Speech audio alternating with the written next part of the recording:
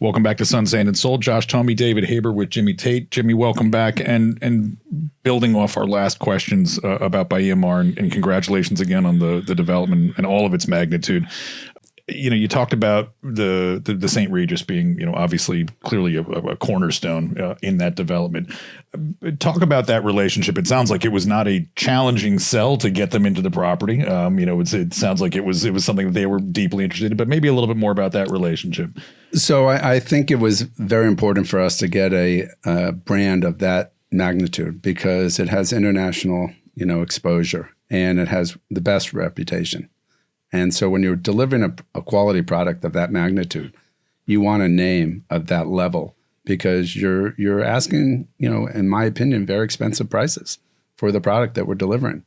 So you have that coupled with the related group who's coming in to co-develop with us and our family with, believe it or not, continuously since the 40s, we've been developing in Florida and throughout the Southeast United States, and the Rock family. So you have 3 developers, impeccable reputations, a brand name which is well recognized around the world, and the people buying, they have a level of confidence. So I think that's one of the things that's going to differentiate us from everybody else, coupled with the fact that we have a iconic piece of property, as I mentioned earlier. Facing the ocean, facing the intercoastal. Exactly. 2,000 linear feet of oceanfront property and equal footage of waterfront around the back for mega yachts, giga yachts.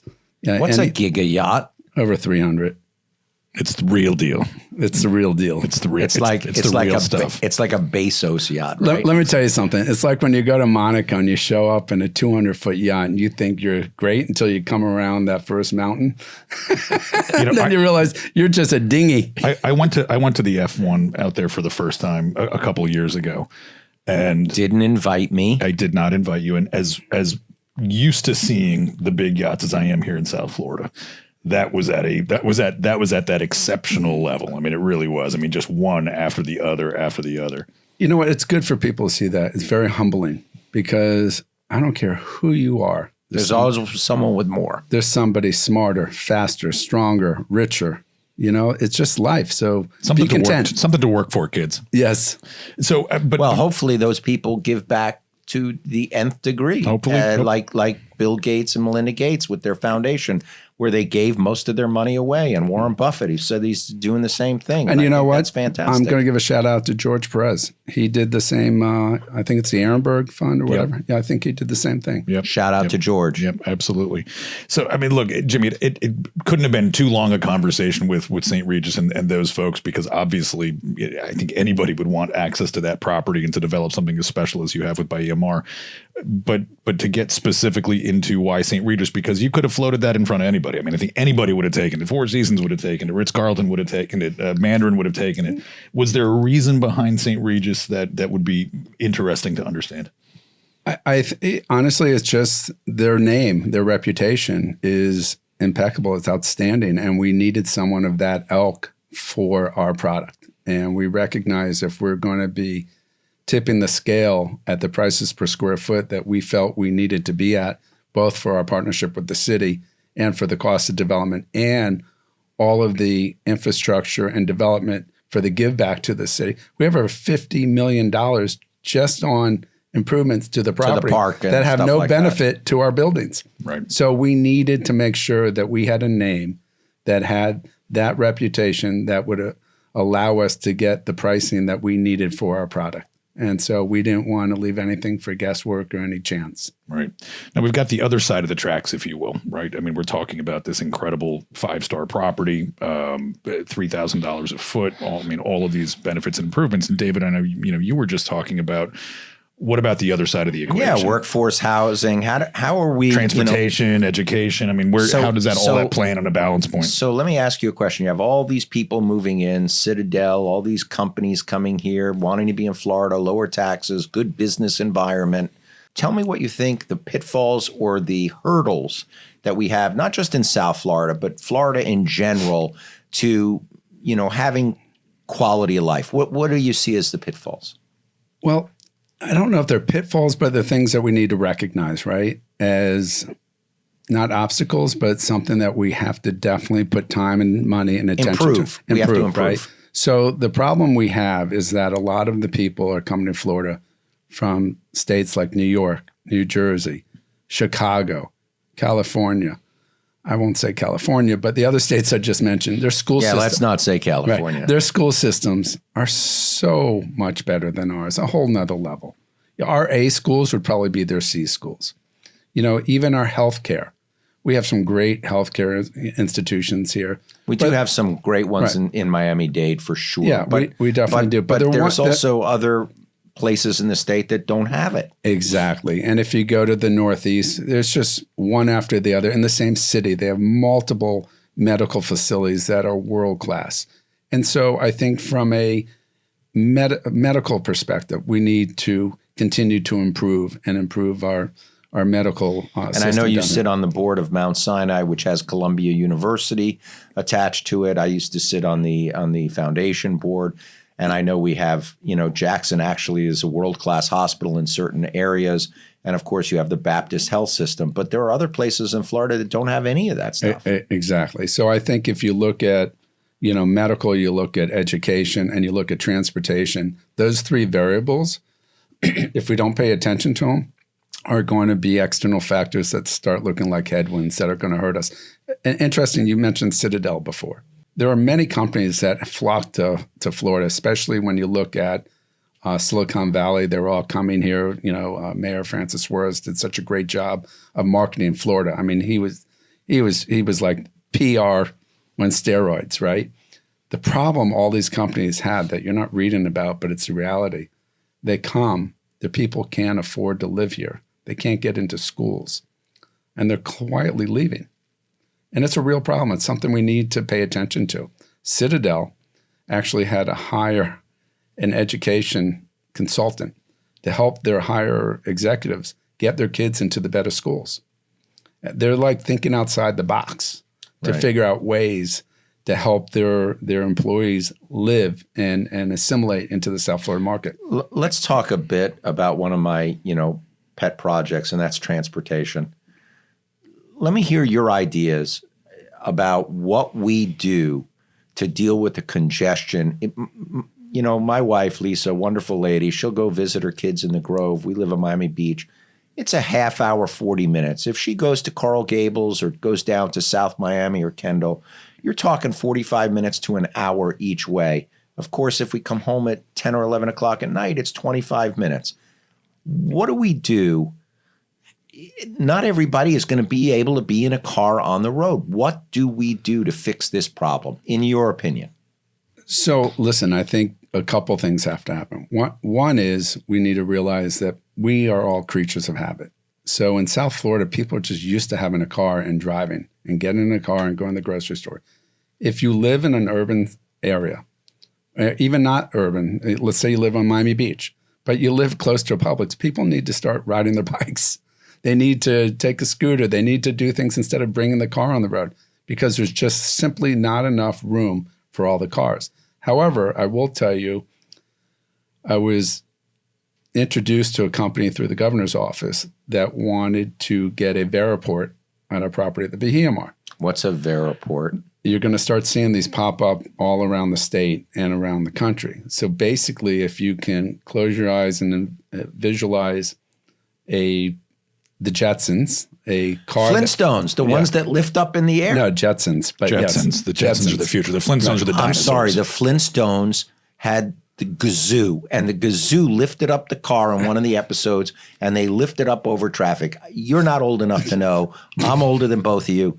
Look up the Great Gazoo in the Flintstones. But yes, the Jetsons as well. So basically, let's just call them drones for lack of, because they're called Vitrols, I guess. But what we're going to see is a new form of transportation through the air. And the FAA, I know for a fact, is now working on the approval because they got to figure out how to regulate. And we've seen prototypes of it, 2-person, 2-seaters with they're 8 and 10 seaters. And they already have the pricing because I saw the whole program because they were laying out the dog and pony show for us to approve it. And when I spoke with Sergio and my brother and the related group, it was just too new, and we didn't know if it was going to be a distraction and if our buyer was going to want that on the property. now a lot of our buyers are saying, hey, how come you don't have a helipad? And I'm like, you sort of outsmart yourself. But the bottom line is that's going to change transportation. I just saw something documentary the other day. I think it was from 1910 to 1920 or maybe 1929, where in New York City, 70% of the passengers were in carriages with horse-drawn. And then 20 years later, there's no horse, all cars, all the Ford Model T. A relatively short period of time, transportation evolved. Right, and it's the same thing from taxi to Ubers. Exactly. But what do you see in mass transit? So here, what I'm going to tell you, this is going to be a form of mass transit. It was very inexpensive. It was less than $50 to take 8 people from, let's say, Aventura to downtown Miami. So you think that's going to be a commuter service? It will be a commuter service at first, I believe. But you don't see more bright line type stuff going out 836 down to the turnpike. You don't see any of that stuff? The economics don't make sense because the only way they can afford it is to have a developer build something at a station. That's how they're getting the stations built now. So right. We've talked about that with several guests. Yeah. Right. About, you look at the Metro Rail, which really only goes to Dadeland, but they've built around Bird Road, all this development around the center. Do you think by incentivizing developers to build around stations that they will be able to help sustain a Metro Rail-like system that goes down the turnpike to Florida City or out 836 or up 27th Avenue? At the end of the day, I'll go back to my first statement. We are creatures of habit and we are creatures of convenience. And people just don't want to wait. Like I was talking to our friend Sergio the other night at dinner, and his office is literally right next door to Brightline. And he has an office in downtown Miami. I'm like, why don't you take Brightline? I don't feel like waiting for the time that's going to come. You just crushed Sergio. Let me tell you, Sergio, I'm sorry that I brought him on because I know you don't like to be in the limelight, and he just crushed you. No, but he's right.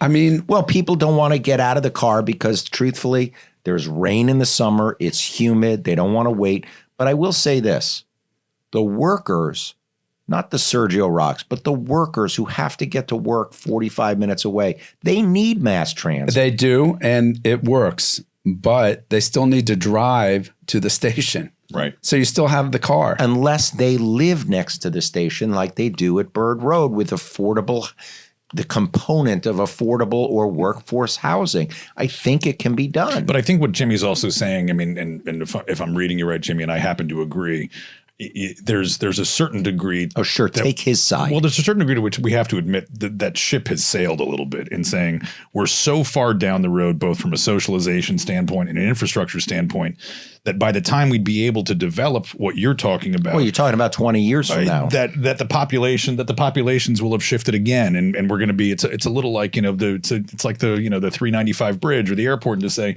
by the time it's actually done, all of the patterns have changed, and it's no longer accommodating what it was meant to do. I like to say it this way: it's like throwing good money after bad, right? It's just that ship has sailed. But if you talk to someone like George Perez, he'll say we cannot be an international world-class city until we have proper mass transit.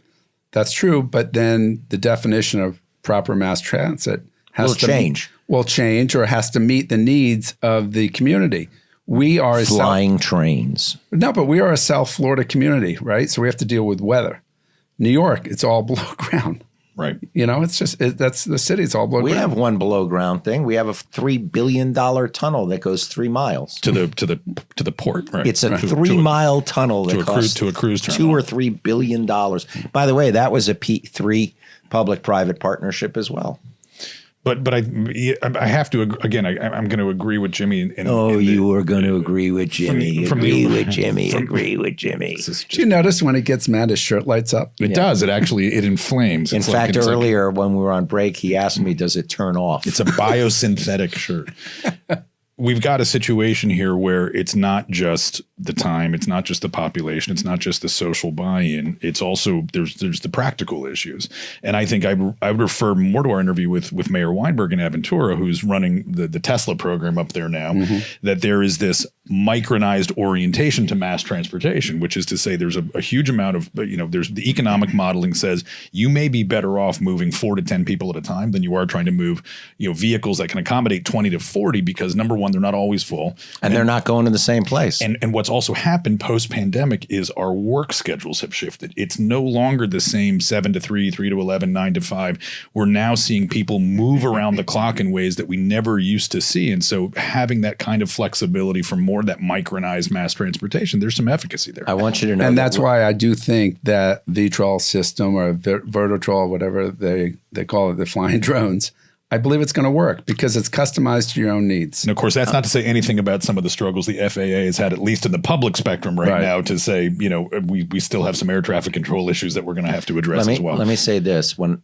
I was in the second grade in 1960. Speaking of the Flintstones. 65 or 66, they had Walter Cronkite do, we used to watch films in second grade and they, on the projector, and it was about electronic cars and cars that drove themselves. Now, this is 60 years ago. I think I've actually seen some of these where it's like the family driving down and they had like the air traffic control units, So I think what you're talking about, not only in the air, but even on the road, which you now see those cars that drive themselves, I think you're going to see maybe there'll be 8-person cars, if you will, and you just get in the car and it says this car is going to here, and you just get in and it goes. It's sort of like shared ride on Uber or Lyft. And I think it's going to be self-driving vehicles where people can, whether they want to talk, they want to eat, they want to do work, whatever. And I think you're going to see that. I think people driving themselves is going to be a thing of the past in about probably 10 to 20 years. Okay, well, if you visit San Francisco right now, I was out there for a board meeting a few weeks ago, and 3 of the ride-sharing apps that I used, I was in self-driven cars, and it's an adjustment. I mean, I want to know if you were scared. The very first, this was not the first time I used it, but it's more disorienting because I think you get into this and you realize your sort of hands are in the algorithms. Your life is in the algorithm's hands, if you will. So I think it's just reorientation. Do you even know what an algorithm is? I actually do. Okay. So think about this. All right, we're talking about the evolution from horse carriages to cars, and now we're talking about the evolution from, people driving cars to automated cars. Bring AI into it. So one of the reasons why traffic is such a problem is because it's traffic, right? You're sitting, not moving. Yeah, and the lights are not always coordinated. So if you have an people AI, are sitting on their phone at the stoplights. Right, exactly. So if you have an AI system, who is on their phone in a car? David Haber. So, exactly. So if you I deny that I use my phone in the car. If you have an Good thing AI Lisa's program, not here. right, that writes an algorithm that self-generates improvement, you will have a flawless system where cars will move all synchronized. You're not going to have people braking for no reason. Right. You're not going to have any rubberneckers. No distracted drivers. Right. You're just going to have cars that flow. Your time of transportation will decrease exponentially, which I will think, to me, that is a form of improvement of transportation. And they're feeding each other intelligence. I mean, the way Waze already does it for us, we're already monitoring traffic patterns through people who are 5 miles ahead of us. But I they're have all to talking tell to you, each other. And that's my point with the AI. It's going to learn as it goes. Right. And I have concerns about all of this. And my concern, and you can laugh at me, but my concern is hacking and terrorism. Well, listen, it's a valid concern. I'm telling you, the more you go to computers and AI, the more I worry about sabotage. He's watched Terminator too many times, though, by the way. I know you think I'm nuts, but I'm No, I don't think you're nuts. I worry about it. I worry about cybersecurity and resiliency is huge. I mean, listen. And do you think we'll be able to have secure systems? That's an honest question that I want to ask you. I mean, look, society as a whole has to make a decision. Are we going to travel down the right path or the left path? And, hopefully we will continue to learn and improve. But to your concern, and it's There are valid. bad people. There in are this bad world. people out there, but you can't live Bad your actors, life. as they say. You can't live your life in fear. You just have to go and just hope that good prevails. And look, I Elemental faith in humanity. elemental faith in humanity, and you just have to believe in it. And you because- have that.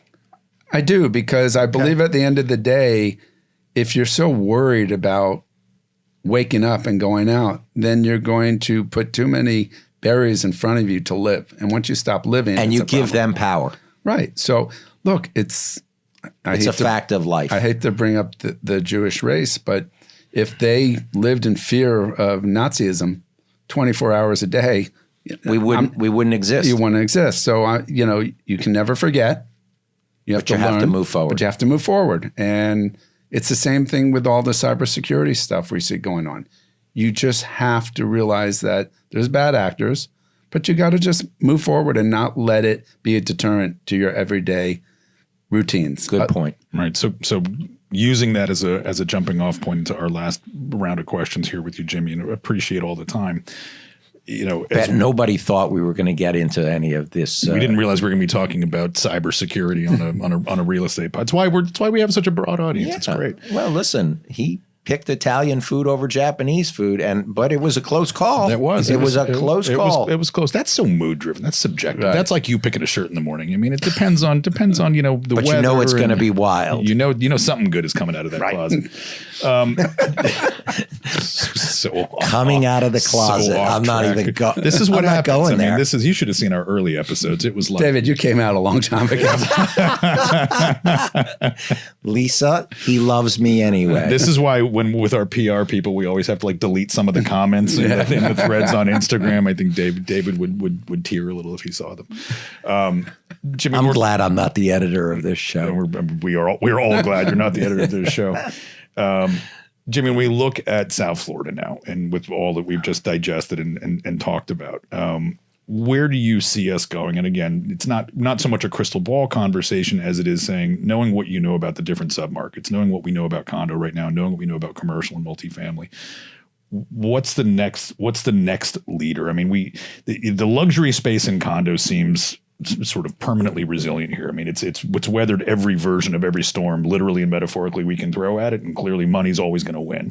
When we kind of move away from that, what are the other submarkets that you're keeping your eye on, saying there's going to be a substantive shift up or down or different right now? And I want to add to that. Do you see more single family homes? Do you see the development line moving west? Talk about that as well. Well, I don't see the development line moving too much further west because we have to preserve the Everglades. Right. It's too It's our UDB water is- system. Right, the UDB issue is, right. I mean, it's huge. But what I do see is redevelopment of infill lots and, taking down the old and recreating new product. Interesting, I see new single family 0 lot line property for rent. Okay, so I see a lot of that. Now, Blackstone's been getting out of it. They dumped 10% of the portfolio last year. They dump in another 10% this year. It doesn't mean that market is going away. The reason they're dumping, and everybody automatically starts saying, oh my God, the rental market for single family homes doesn't work. It's not. What happened was they couldn't effectively and efficiently manage it. It just cost too much. There were two all over the board. What you're now seeing are developers actually building 0 lot line single family home product for rent. right. 200 to 250 units. per home. Compact HOAs. Yeah. Yep. And I think that is a very interesting market because it takes the cost of buying out of the equation, which gives our market an opportunity to settle down. It allows all these people we just spoke about who are coming here from California and New York and for new jobs because we have this job growth going on here. Gives them an opportunity to settle into the market, assimilate, and make a decision based upon understanding the submarkets and where to go. It just slows everything down, and I think it fills a void, and I like that market. The other thing is that's always going to be good here is commercial, because you have to service the people that are moving here. Right. So I think the definition of commercial, the big box, I've heard a lot of businesses, and you hear about retail's going out of business because of Amazon. But people still have to go to a store. You still have to do your dry cleaning. You still have, you want to go. You're not buying Maybe smaller mom and pop. smaller mom and pop, which is good for the economy, which is good for the American dream. But yeah, you have restaurants. Everyone can't afford to go to these 5-star Michelin. And not everybody, but my children can afford Grubhub and Uber Eats. The problem with those, you put it in your basket and you check out, and it's like double the price. You can't figure out how you got there. I mean, I'm not bad at math, but geez. Exactly, and it's never what you really want. And so at the end of the day, I think people are going to come back to reality. It's just like working. People got used to working at home, and they say, "Oh, productivity didn't, go down." Bullshit, it didn't. Absolutely. The bottom line is, well, the federal government and the state governments and private companies are all bringing back people to work. Yeah. I know there's resistance in my loss firm. of corporate culture, but Haber Law, there's a little bit of resistance, but I do think there's a tremendous benefit to the interaction of team members that cannot be overstated. Whether you're more productive or not, you have a better attitude, team mentality, group integration. And the same goes, I think this is what Jimmy's probably also keying on. The same goes for community, because I think some of that connectivity, I mean, I'm from Boston. I'm from a city where you walked everywhere. You took this up. I mean, you knew everybody. You knew the guy at the dry cleaner, at the drugstore. I mean, there's a sense of community, and there's clearly been a guy loss at the around bar. that. And so that development on commercial, is also a community development initiative. Exactly. And I think that's why you see a lot of these larger scale mixed use developments where you have a residential component, a retail, a commercial component. Even some of them now have charter schools. Yep. I mean, they're trying to serve multiple markets. We just got a CUP approval in North Miami for 248 units, and I have a grocery store going and some retail. Right. And they need a grocery in this little area. And I want to ask you a question that is a new sub-market, if you will, which is multifamily, where you're renting a room within an apartment. What do you think of that concept? I know Josh knows about this much more than I do, but what do you think about this? You're a single man or woman. You come down here for a job. You don't want to spend $5,000 or $4,000 or even $2,500 for an apartment. You rent a room within one of these buildings. What do you think about communal living? Right. So I like think about that? That's if you go to any college town and you look at student housing, by definition, that's what student housing is. So it's student housing, not for on steroids. Well, it's for no students. It's right. So, but that's the concept. But it has more amenities as well. But it's not a new concept, and I do see a lot of it right now. We see it happening all over. The problem is zoning. Right? You're not zoned for that. You can't have multiple families living in one unit. Well, what about individuals? Like single people. I think it's the same. Yeah, look at it the same way. Right, it's the same thing. So do you think they'll change zoning in order to allow it? But then you have a parking issue, right? So you got 4 people. Unless you had mass transit, in which case they get on the mass transit. Except then you have to develop on one line. Right, and that's what we talked about, right? That half-mile stretch off either side of mass transit. I mean, that's your dev zone, and then in places like Miami-Dade, where you've got the cities all fighting against it and saying, not through our neighborhood. Exactly, you're going to kill our real estate values, and there's going to be a lot of tension on that. Right. So look, I to your question, Josh, about where's the next opportunity.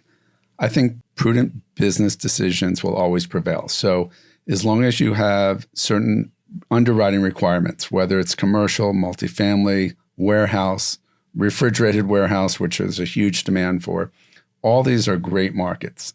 You just have to find the right property at the right price. And when the other external factors, cost of construction, cost of money, cost of insurance come down, then you have to just make sure that that market can afford the product you're putting out. But South Florida, in my opinion, is going to have multiple markets. That's why we're very active in commercial. We're very active in multifamily. We're now active in condo. I mean, 10 years ago, I never had a hotel. Right. And I love the hotel business. The problem with the hotel business is you can't afford to build a new hotel. I was going to say, standalone hotels don't exist. They don't exist anymore. So in order to build a hotel, you need to have a residential component to it. That's why you have these condo hotels. Right. And the funny part was— Do you see changes in legislation on that coming? You're talking about from a common element perspective. It's interesting. So my price per square foot at the BHMR because you have to list it in your condo docs, for our residential units is $210 a square foot. which is pretty good. The market average for a high-end luxury. That's for the maintenance rates on a monthly basis. It's about $225. So we're pretty good there. That's $2.25 per month for your maintenance. So we're actually so in our residential we're 210. In our hotel we're actually 185. Right. Which is, and that's some of those economies we were talking about. So you have certain economies to scale that you can take advantage of. So in that perspective, it's good, but you need to make sure you have a quality hotel management company running your property, right? Of course. So it doesn't work for all hotels, but if there will not be another luxury hotel built without being a hotel condo or a residential component to it. Right. Now, there's the flip side is you got to pay these brands a lot of money. So those licensing fees are not nothing. Right. They cost a lot of money for, you say, what are they doing? But obviously you have to believe that they're bringing enough value.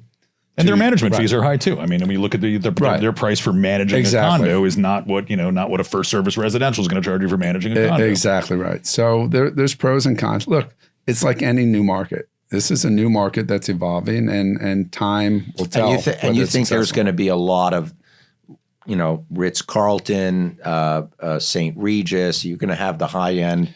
Well, I don't think there's going to be a lot because you have market barriers, right? So you have competitive areas that they can't compete. And some of those are self-imposed by the brands themselves. I mean, you look at a Four Seasons, they're starting to hit market saturation in South Florida as it is. Exactly. And we know that ownership group, and to say, look, we're not going to start competing against ourselves by having something right across the street. 100%. We're not Starbucks. Right, exactly. So, and you need that, right? If you start having a St. Regis go up on every corner or Four Seasons, you dilute the brand. You dilute the brand. It loses the street credibility. Right. Well, I wanted to ask you about, and this is, related, does these developments with whether it's Porsche Tower, Aston Martin. Do you see this trend continuing with brand names, whether it's Ferrari or Lamborghini? I mean, is that just a South Florida thing? We did a whole episode on this, and it's a fascinating phenomenon. I believe it was. Thank you, Gil. Yeah, it was definitely a geezer. Right. It was smart. It had its place, its time. I think it has no value now.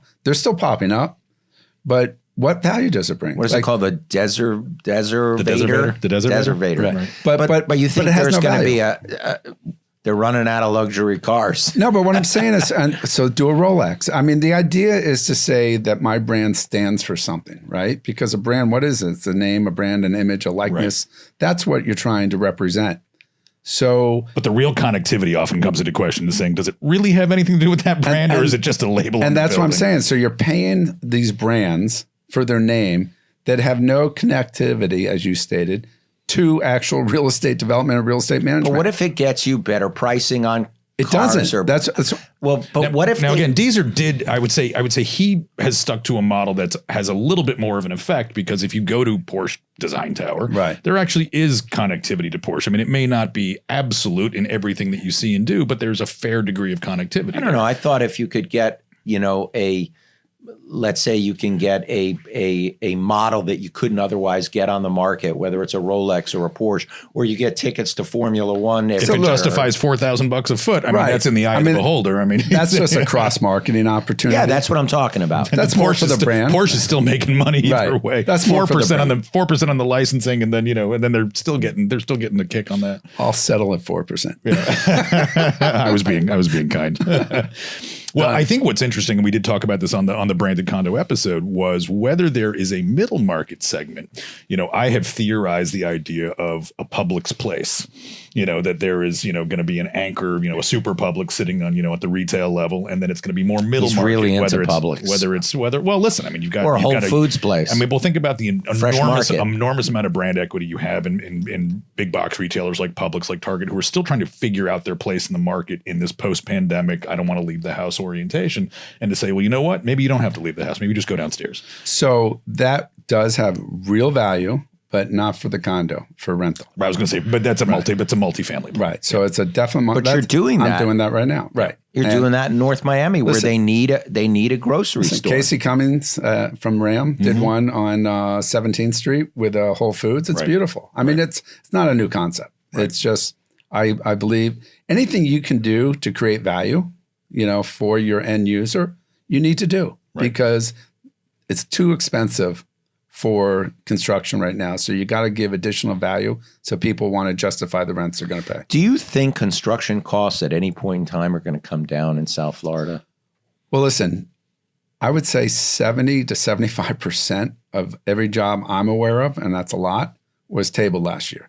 That definitely hurt the backflow, of projects. So construction. Do you think it's labor cost, or do you think it's the actual materials cost that's driving up construction? No, what I'm now? saying is when there was just so much property on the back burner, so many deals on the back burner for these construction companies, they had a pipeline of 4 years.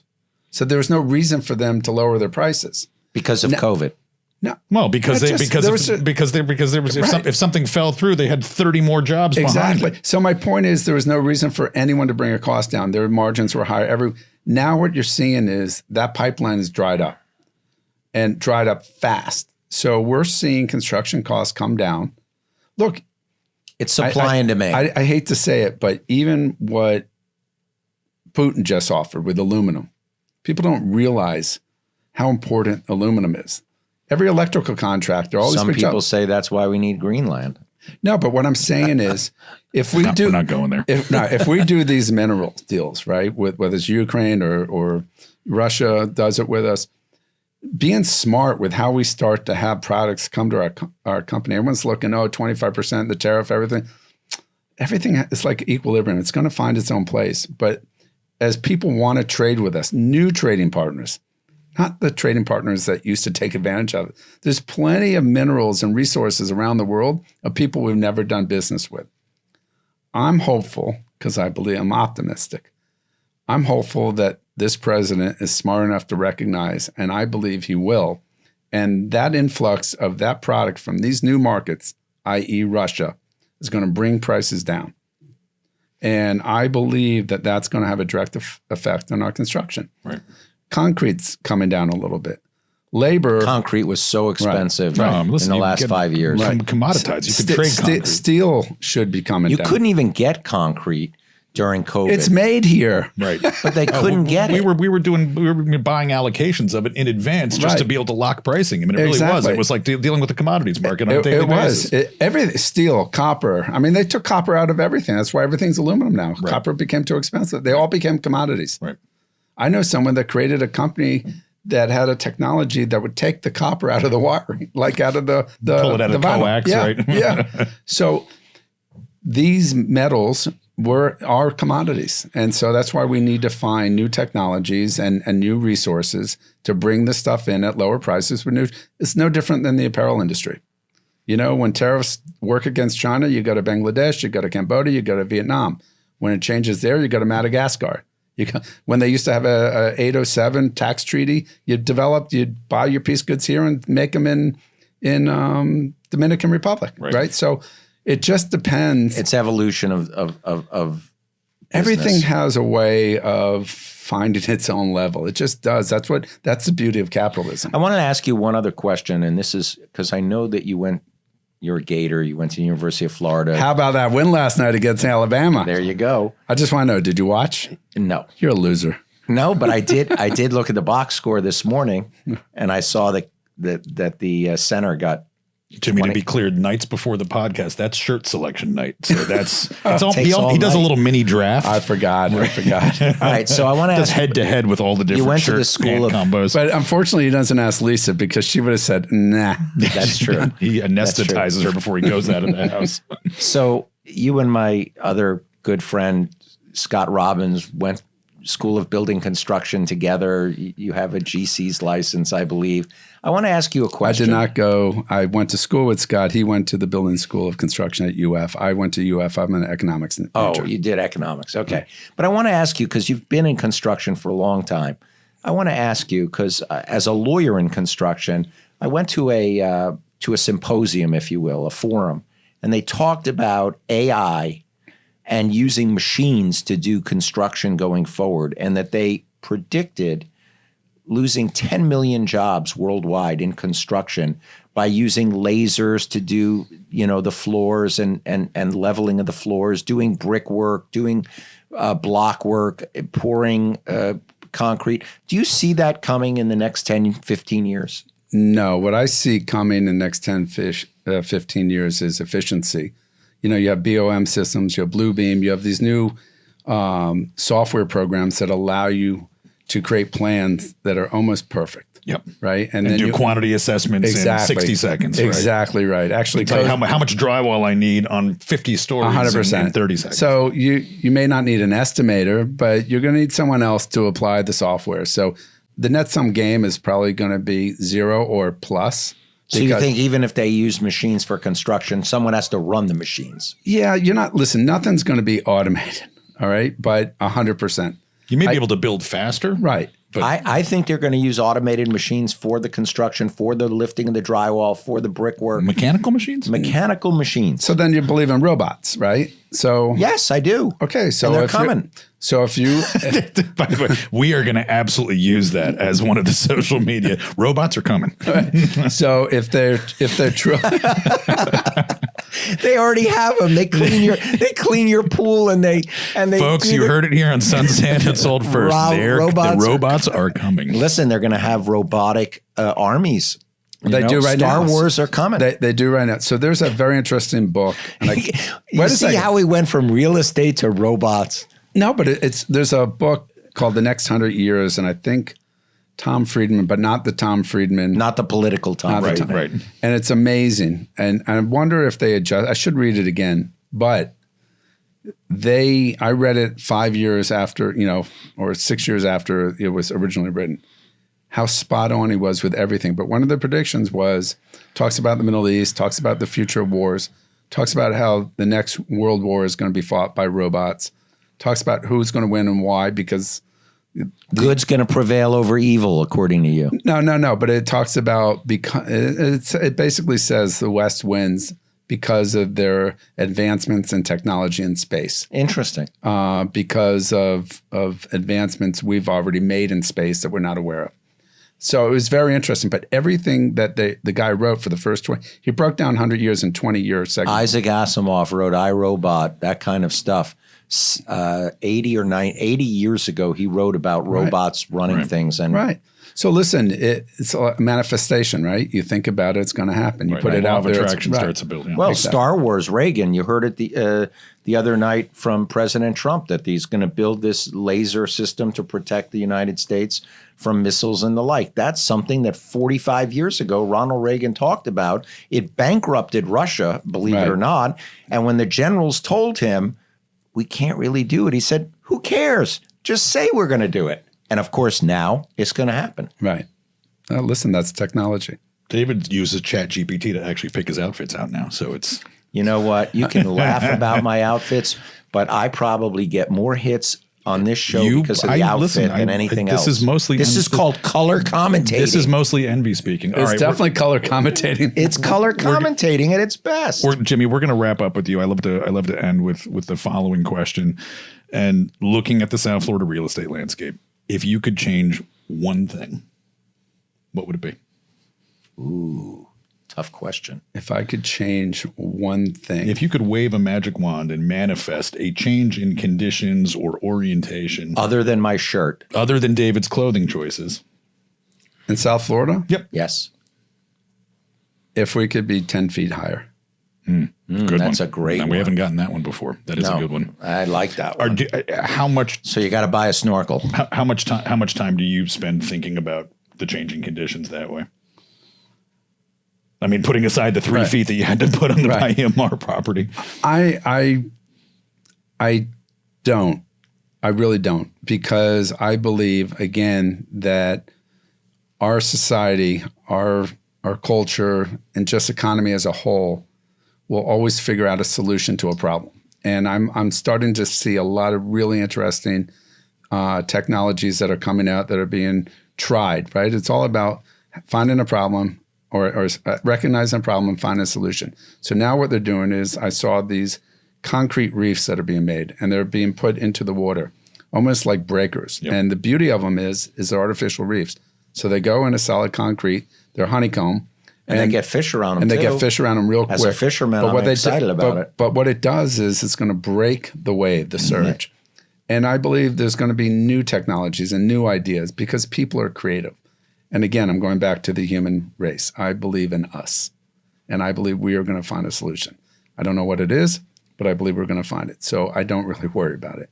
And if you think about... That's a great positive approach to life. If you think about every major obstacle we've had as human beings, we found solutions to solve them. Right. And I think we'll find a solution for that as well. Well, that is a great ending point, Jimmy. It's been great to have you on the show, and looking forward to seeing Bahia Mar go up over the next couple of years. Me too. And look forward to having you back and talking about the end product. That would be great. Well, I'll tell you what, when we break ground, happy to come back. Sounds great. You've been listening to Sun, Sand, and Sold. I'm Josh Tomey, as always, with David Haber. Please join us on all your favorite social media channels and streaming services. We'll see you next episode.